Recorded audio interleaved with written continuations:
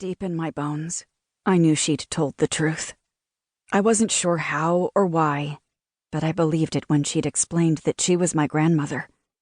It had been a relief to have someone there to take charge and tell me everything would be all right. I'd been alone in a foreign country, my dad unconscious, with no one to help, until she, Elise Lambert, my grandmother, walked into the room, filling it with her presence and her expensive perfume. Now I was here, wherever here was, and that poignant smell of disinfectant and perfume was just a memory. Off in the distance, I could hear an engine as it echoed off the mountains around me. I spun around in a circle, trying to decipher where the noise originated. However, the dense blanket of snow and trees that covered the jagged peaks around me bounced the sound or absorbed it, making it impossible to locate the source.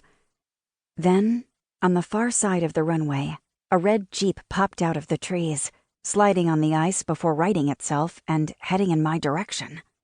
I didn't care who this was. I was getting into that Jeep.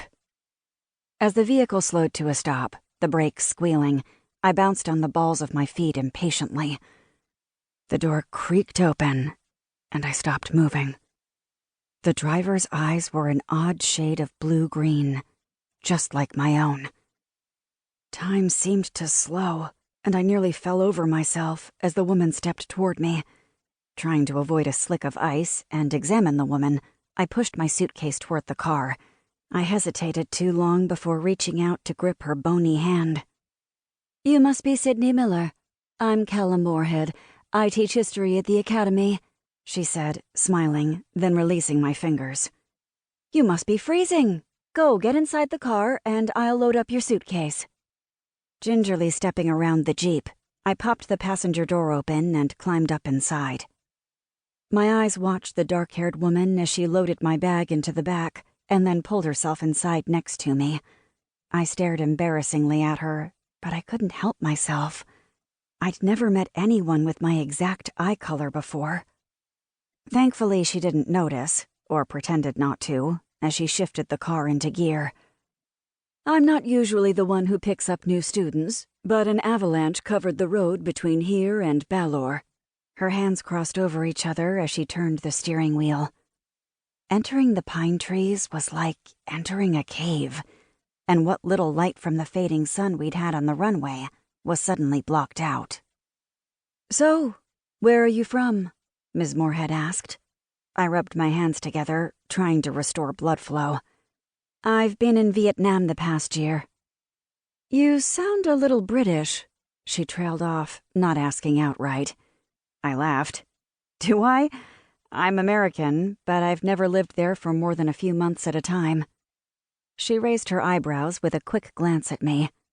"That sounds exciting. That was with your father?" "Yeah, he's a scientist." "Ah."